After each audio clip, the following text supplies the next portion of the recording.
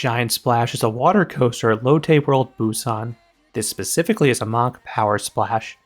I've ridden quite a few of these across the globe, and they're nice rides. And this is the wettest of the bunch.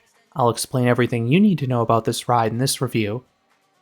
After the success of the original Lotte World in Seoul, the chain opened a second park in Busan. This park opened in 2022, and one of the original rides was Giant Splash. This was the first Power Splash to open in Korea, and the fourth to open worldwide. At this time, this is the park's tallest ride, so you can see it from anywhere within the park. Those spikes are 148 feet, or 45 meters tall. Even with it going in the back corner of the park, those are very visible. It specifically was placed in the Wonder Woods section, and this ride anchors the land, for now at least. It'll be interesting to see how this looks once the park's Amperla Double Heart coaster opens in 2026. The midway circles all around Giant Splash, putting the ride front and center. The ride has an aqua paint scheme like many of the Power Splashes, which looks great with the blue water. Then the iconic splash is a spectacle. It is massive and it soaks everything in the path. Per usual, there are multiple soak zones alongside the attraction. Accompanying the ride is some theming. There's rockwork adjacent to the attraction designed to look like a kraken, and this is incredible. The entrance has a wooden aesthetic to match the rest of the Viking-themed land. Then the queue, which is incredibly long I might add, passes a statue of a kraken destroying a boat. I have only visited this park once, and it was on a hot summer weekend, yet Giant Splash was a total walk-on. It is my understanding this park has not gotten heavy crowds thus far. If you do visit on a busy day, this is included in the park's Magic Pass Skip the Line system. You are routed directly to the station, often boarding the next boat.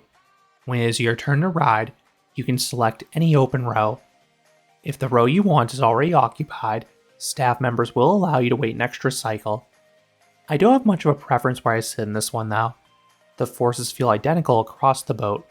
Now on some of the other versions, you get noticeably wetter in the front and edge seats. But it doesn't matter with this one. Everyone gets soaked no matter where you sit. On that note, you will see most guests wearing ponchos. When I chose to ride without one, staff members asked me repeatedly if I was sure what I was doing.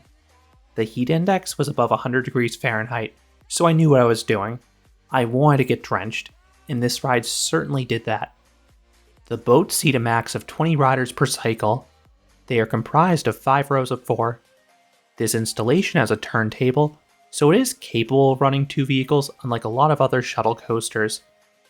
But I believe the park typically uses just one, which is fine for the crowds they have seen thus far. When it is your turn to board, you step down to the boat.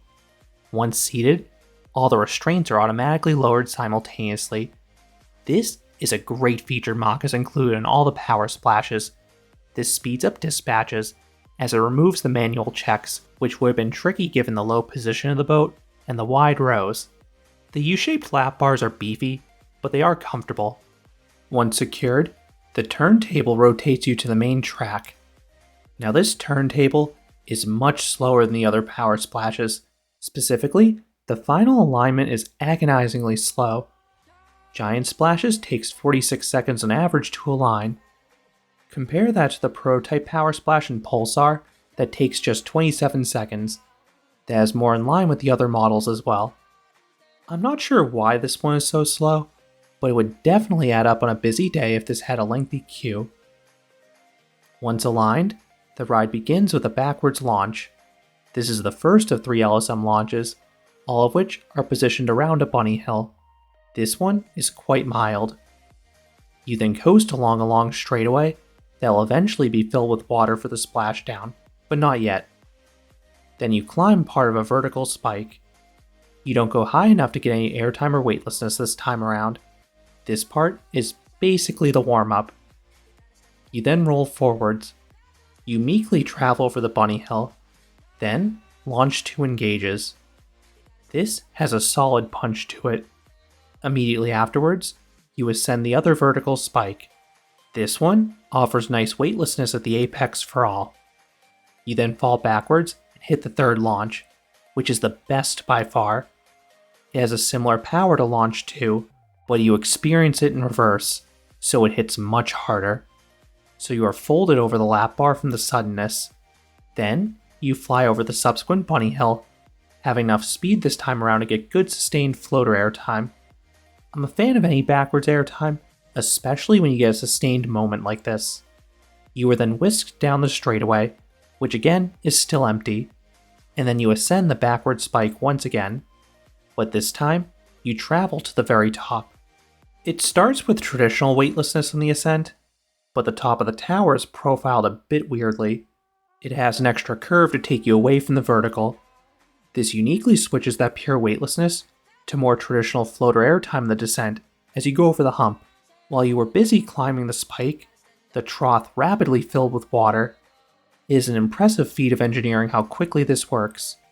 So when you hit the bottom, you create a massive splash. As I mentioned earlier, the other power splashes I've written deflect most of the water outwards, but I know Mack can fine-tune the splash based on the park's preferences and weather conditions. On Giant Splash, at least in the summer, more of the splash hits the boat, so everyone gets absolutely soaked. Given how hot and humid South Korea's summers are, I was totally fine with this.